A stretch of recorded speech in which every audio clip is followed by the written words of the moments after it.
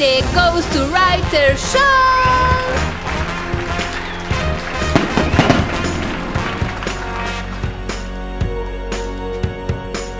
Bem-vindos a mais um programa. Eu sou a Ghostwriter e este é o Maestro Yorick. A história de hoje é sobre o conto escrito por Howard Phillips Lovecraft, o chamado de Cthulhu. Este nome, de acordo com o autor, é impronunciável para os seres humanos e faz parte do mistério da obra.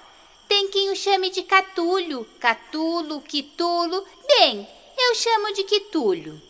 Se não pronunciassem o meu nome direito, eu é que não atenderia ao chamado. Lovecraft é considerado o pai do terror cósmico. O chamado de Cthulhu é um dos contos mais famosos do autor. O conto foi escrito em 1926 e publicado em uma revista em 1928. Mas vamos à história. Vamos voltar no tempo. Por gentileza, nunca mais, ligue o projetor do além.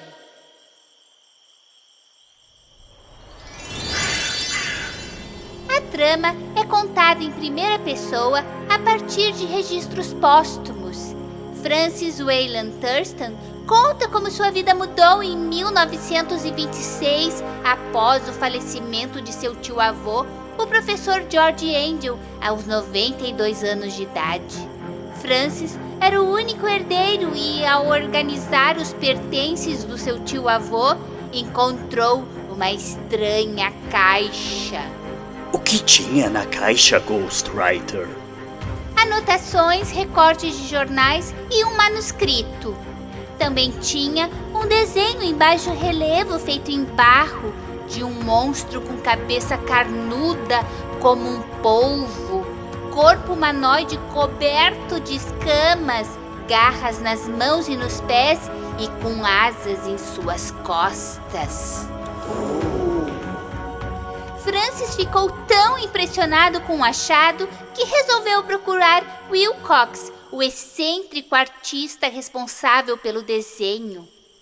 O escultor havia levado a obra ao tio-avô de Francis, o professor Angel, em 1º de março de 1925, para saber o que significavam os hieróglifos em baixo relevo na escultura. Mas não foi esse tal Wilcox quem criou o desenho? Ele só lembrava de um tremor de terra na noite anterior à criação.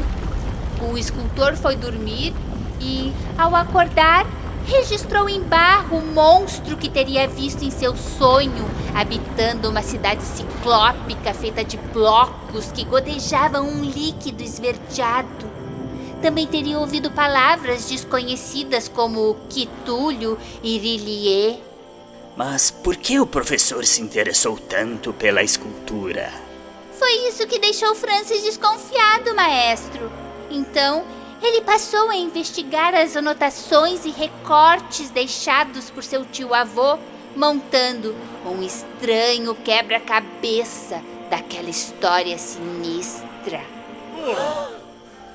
De acordo com os registros deixados, o professor Angel já tinha visto algo semelhante em uma reunião de arqueologia 17 anos antes de ser procurado pelo escultor. Na ocasião, um inspetor de polícia chamado John Legrasse procurou os estudiosos para tentar descobrir algo sobre uma antiga estatueta de pedra. Ela era grotesca, repulsiva e ninguém conseguia determinar a sua origem. O objeto havia sido apreendido pelo policial em um ritual macabro realizado em uma floresta, no qual pessoas foram sacrificadas por adoradores daquela estranha figura representada na estatueta. E a imagem na estranha estatueta era a mesma do desenho em baixo relevo de Wilcox? Sim, naquele encontro, um dos arqueólogos presentes, o ancião professor Webb, contou que, quando jovem, cerca de 48 anos antes, em uma expedição à Groenlândia e à Islândia, teria visto uma escultura semelhante sendo cultuada por uma tribo de esquimós degenerados. Era uma cerimônia de culto ao Quitúlio, passada de geração a geração.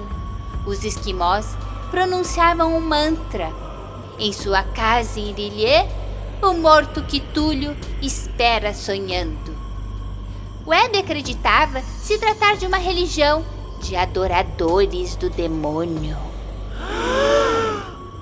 Por tudo isso, o professor se interessou logo que viu o desenho em baixo relevo feito por Wilcox. O escultor passou a relatar seus sonhos envolvendo a estranha criatura ao professor Angel, até que parou de visitar o professor. Wilcox entrou em delírio em 23 de março. Seus sintomas perduraram até 2 de abril e depois ele não teve mais sonhos com a criatura. Nas anotações do professor Angel também havia registros de sonhos de diferentes pessoas justamente nesse período delirante de Wilcox, sendo os artistas e os poetas os mais perturbados. Também havia recortes de jornais com casos de pânico, manias, excentricidades e até loucuras, todos naquele período. Mas o que houve neste período de tão especial? Após um terremoto no dia 1º de março daquele ano, parte de uma cidade submersa teria emergido das profundezas do mar. Um grupo de marinheiros a teria avistado por acaso. Como alguém encontra uma cidade desaparecida por acaso? A investigação de Francis o leva a descobrir uma matéria de um jornal do ano anterior com data de 18 de abril de 1925 sobre uma embarcação encontrada à deriva em alto mar.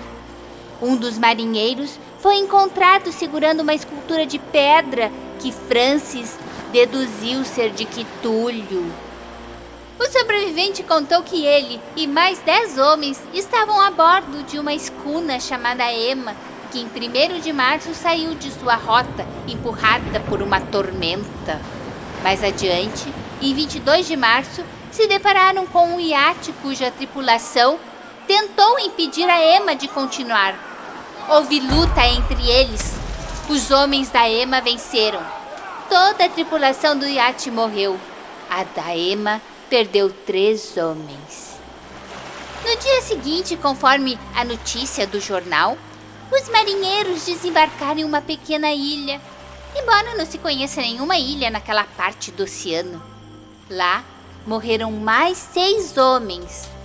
O marinheiro não entrou em detalhes. Mais adiante, os homens abandonaram a ilha, mas tiveram sua embarcação atingida por uma tempestade em 2 de abril. Se não me falha a memória, foi nessa data também que o escultor Wilcox saiu de seu estado delirante? Sim, maestro. Ao ler tal notícia, Francis viaja até a cidade do marinheiro sobrevivente para saber mais a respeito. Mas ele já tinha morrido. Ele consegue com a viúva um manuscrito deixado pelo falecido. Me conte logo o que tinha nesses registros. No manuscrito, o marinheiro revela o que ocorreu na ilha e que nunca havia contado a alguém, nem mesmo a esposa. Naquela viagem, a tripulação da Emma avistou uma cidade de estranha geografia, com blocos de pedra enormes e esverdeados. Os homens subiram em um desses blocos e empurraram uma pedra. Um odor fétido impregnou o local. Uma criatura gigantesca, escamosa, com cabeça de polvo, tentáculos no lugar da boca, asas nas costas e garras nas mãos e nos pés, saiu pela abertura das pedras. Era o Quitúlio. Ao ler o relato e comparar as datas, Francis deduz que naquele instante a criatura tenha perturbado algumas pessoas por meio de telepatia. Os marinheiros teriam libertado Quitúlio, que passou a atacá-los. 6 homens morreram no local. 2 conseguiram chegar até o barco, mas o monstro entrou no mar e passou a persegui-los, provocando enormes ondas. Um dos marinheiros fez uma manobra e atingiu o monstro com a proa da embarcação. criatura explodiu como uma bexiga, sujando tudo. Porém, logo começou a se recompor. Enquanto isso, a embarcação se afastou. E os 2 marinheiros? O que aconteceu com eles? Um deles, ao ver a criatura que os perseguia, enlouqueceu e não parou mais de rir, vindo a morrer dias depois. Somente o outro marinheiro foi encontrado vivo na embarcação à deriva. Ele segurava a estranha escultura de Quitúlio, mas esse também veio a falecer. E agora Francis lia seus registros da estranha viagem. Ele se dá conta que aqueles que conheceram a história de Quitúlio acabaram mortos em circunstâncias misteriosas, como seu tio-avô e o marinheiro. E que fim levou a cidade perdida? Foi encontrada novamente? De acordo com o culto descoberto por Francis, a cidade e seu guardião Quitúlio só poderiam emergir quando houvesse um alinhamento cósmico das estrelas. Acredito que o terremoto a trouxe à tona de forma acidental. Como as estrelas não estavam na posição certa, a Acrópole e Quitúlio retornaram ao fundo do mar. Quer dizer que Quitúlio só atenderá ao chamado quando houver essa conjunção de corpos celestes? Sim, enquanto isso não acontece, o monstro cósmico permanece se comunicando telepaticamente com as pessoas durante os seus sonhos e invocando seus seguidores para cultuá-lo com um mantra. Em sua casa em Lilê, o morto Quitúlio espera sonhando.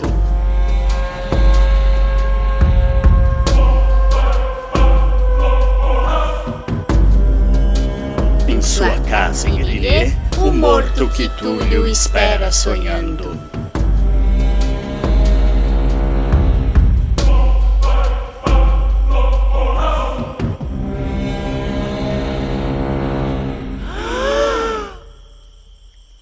Francis sabe que sua vida corre perigo. A morte de seu tio-avô e a do marinheiro não foram ocasionais. Eles conheciam a verdade sobre Quitúlio e agora ele também sabe demais. Francis escreve uma carta que depois será guardada junto com as anotações de seu tio-avô e as do marinheiro na estranha caixa de estanho ao lado do desenho em baixo relevo de Quitúlio. Francis escreve: quem conhecerá o fim? Aquilo que emergiu pode afundar e o que afundou pode emergir. A repugnância espera e sonha nas profundezas e a podridão se espalha sobre as precárias cidades dos homens. Chegará um momento, mas não devo e não posso pensar. Deixe-me rezar para que, se eu não sobreviver a esse manuscrito, meus testamentários coloquem a cautela à frente da audácia e cuidem que ele não chegue a nenhum outro olhar.